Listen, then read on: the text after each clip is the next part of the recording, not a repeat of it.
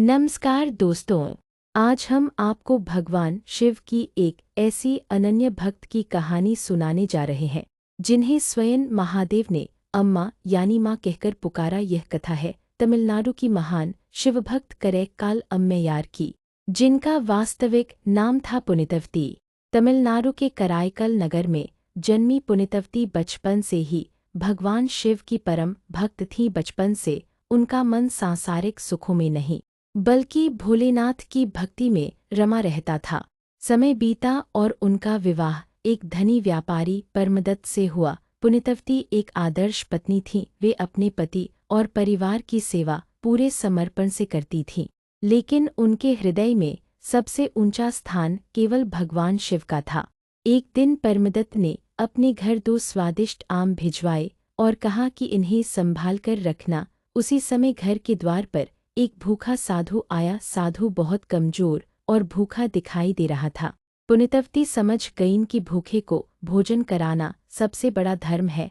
उन्होंने बिना देर किए एक आम उस साधु को श्रद्धा से खिला दिया, लेकिन वे नहीं जानती थीं कि वह साधु कोई साधारण व्यक्ति नहीं बल्कि स्वयं भगवान शिव थे, जो अपनी भक्त की परीक्षा लेने आए थे।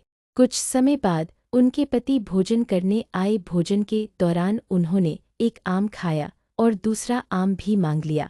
अब पुनितवती चिंता में पड़ गईं। एक आम तो वे साधु को दे चुकी थीं, उनके पास दूसरा आम बचा था जो पति पहले ही खा चुके थे।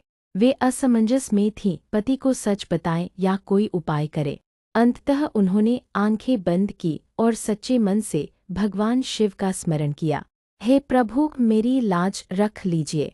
जैसे ही उन्होंने प्रार्थना की, उनके हाथों में चमत्कारिक रूप से एक दिव्य आम प्रकट हो गया। पुनितवती ने वह आम अपने पति को दे दिया।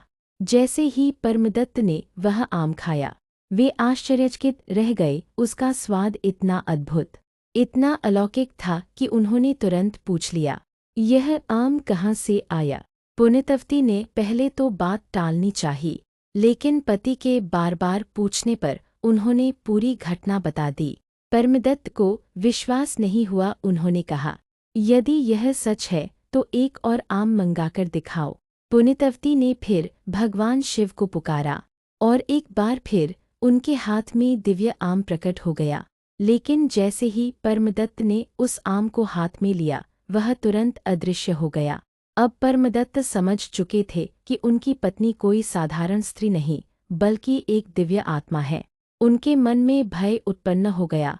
वे सोचने लगे कि ऐसी देवी समान स्त्री के साथ पति पत्नी का संबंध रखना उचित नहीं। कुछ समय बाद उन्होंने पुनितवती को छोड़ दिया और दूर जाकर दूसरा विवाह कर लिया। जब पुनितवती को यह ज्ञात हुआ तो उनके मन में संसार के प्रति कोई मोह नहीं बचा। उन्होंने भगवान शिव से प्रार्थना की, हे प्रभु, अब इस सुंदर शरीर का मेरे लिए कोई महत्व नहीं। मुझे ऐसा रूप दीजिए जिससे मैं केवल आपकी भक्ति कर सकूं। भगवान शिव ने उनकी प्रार्थना स्वीकार कर ली। क्षण भर में उनका सुंदर शरीर अस्थिपंजर जैसा हो गया। उनका रूप भयावह दिखने लगा, लेकिन उनके भीतर भक्ति पहले से भी अधिक प्रज्वलित हो उठी। अब पुनितवती केवल शिव भक्ति में लीन रहने लगी।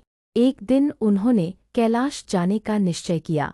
वे भगवान शिव के दर्शन के लिए कैलाश पर्वत की ओर निकल पड़ी।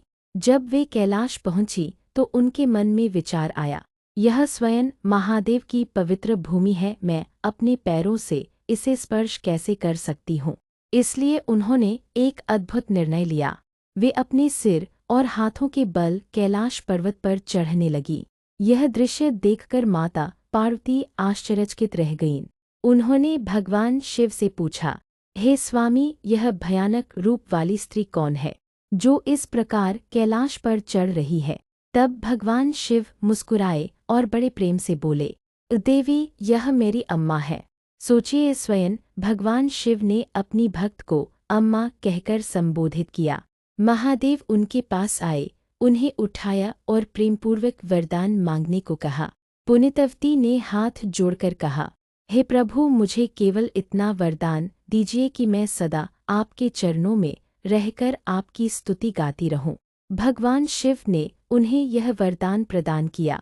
तभी से पुनितवती करैक काल अम्मयार के नाम से प्रसिद्ध हुईं और उन्हें 63 नयनमार संतों में विशेष स्थान मिला।